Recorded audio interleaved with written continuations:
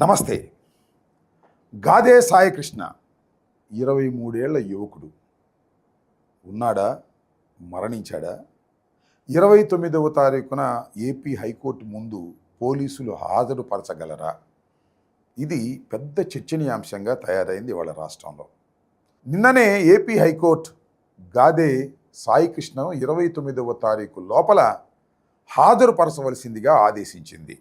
ఈ గాదే సాయికృష్ణ ఎవరు, దీని కథ ఏమిటి? నేను నిన్న ప్రెస్ మీట్లో కూడా చాలా వివరంగా చాలా విషయాలు చెప్పాను.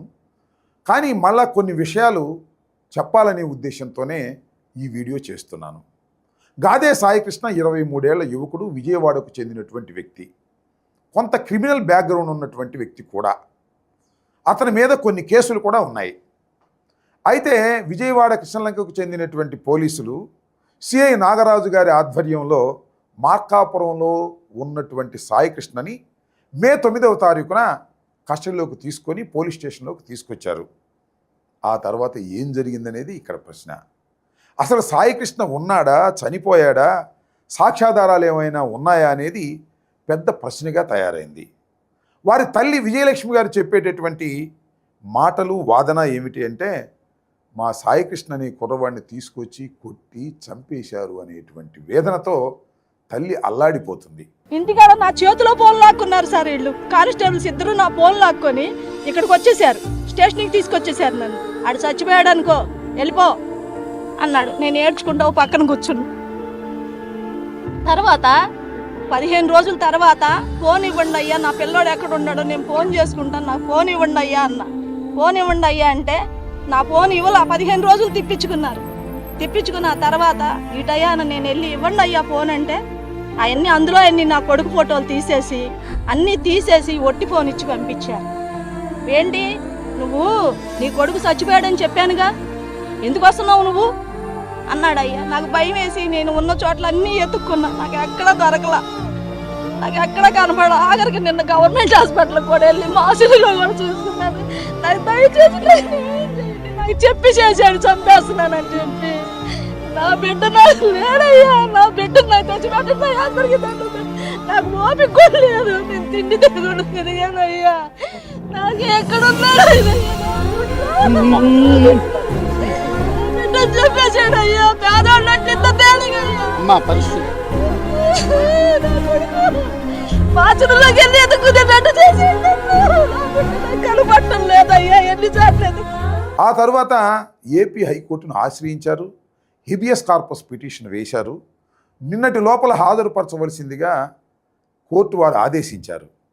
కానీ నిన్న పోలీసులు హాజరుపరచలేకపోయారు. అయితే ఫైనల్గా 29వ తారీఖు లోపల ఆయన్ని హాజరుపరచండి అని ఆదేశించడం కూడా జరిగింది. ఇక్కడ కొన్ని విషయాలను మనం చర్చించుకోవాలి. గాదే సాయికృష్ణ ఒక మిడిల్ క్లాస్కు చెందినటువంటి వ్యక్తి. ఆయన మేనమామ కానీ, వారు కానీ, వారి కుటుంబం కానీ రాధారంగా మిత్రమండలిలో పనిచేసినటువంటి వ్యక్తులు. ఈ మధ్యకాలంలో జనసేనకు అభిమానులుగా తయారయ్యారు.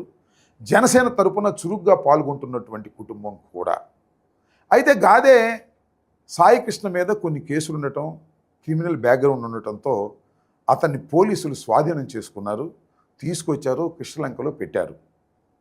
అక్కడ జరిగింది ఏమిటంటే, కృష్ణలంకలో అతన్ని తీవ్రంగా హింసించారు. ఆ హింసించే క్రమంలో గాదే సాయికృష్ణ చనిపోయాడు. నాకు తెలిసిన సమాచారం మేరకు చనిపోతే ఏం చేస్తారు? సహజంగా లాకప్ డెత్ జరిగితే, పోలీసులు కొడితే చనిపోతే ఏదో మసిపూసి మారేడుకాయ చేసేసి తల్లిదండ్రులకు అప్పచెప్పేసి రాజీ పెట్టేసుకుని వెళ్ళిపోతారు. కానీ విచిత్రం, పోలీసులు బాగా తెలివి మీరిపోయారు. అసలు రాజీలు లేవు, అప్పజెప్పటం లేదు, అసలు శవాన్నే మాయం చేసేద్దామని నిర్ణయించుకున్నారు. చిత్రం కదా ఇది. ఆ శవాన్ని కృష్ణలంక శ్మశాన వాటికకు తీసుకువెళ్ళి దహనం చేసేశారు. ఎలా దహనం చేశారో తెలుసా? ముందు ఒక కానిస్టేబుల్ కూర్చుంటాడు, వెనకో కానిస్టేబుల్ కూర్చుంటాడు, మధ్యలో శవం ఉంటుంది. 2 వీలర్ మీద తీసుకువెళ్తారు, అక్కడ దహనం చేస్తారు, ఆ బూడిదను మాయం చేస్తారు. ఇది జరిగినటువంటి సంఘటన. ఇది అందరికీ తెలుసు, బయట చెప్పుకుంటూనే ఉన్నారు. కానీ కోర్టు ముందు మాత్రం మాకు తెలియదు, ఎక్కడో ఉన్నాడు, వెతుకుతున్నాము, స్పెషల్ టీమ్స్ని పెట్టి అన్వేషిస్తున్నామని దొంగ మాటలు చెప్పేటటువంటి కార్యక్రమం చేస్తున్నారు. ఆ తల్లికి చాలా స్పష్టంగా సిఐ నాగరాజు చెప్పాడు, మీ అబ్బాయి మీద ఆశ వదులుకో, వాడు నాకు ఎదురు తిరిగాడు, వాడిని చంపేస్తాను, దండ కూడా రెడీ చేసుకోమని చెప్పి మరీ చంపేసినటువంటి సంఘటన ఇది. నీ కొడుకు చచ్చిపోయాడని చెప్పానుగా, ఎందుకు వస్తున్నావు నువ్వు అన్నాడయ్యా. ఎంత దురదృష్టకరమైన సంఘటన. అయితే కొంతమంది కొన్ని వాదనలు బయటకు తీసుకొస్తున్నారు. సహజంగా ఇలాంటి సందర్భంలో బయటకు తీసుకొస్తారు.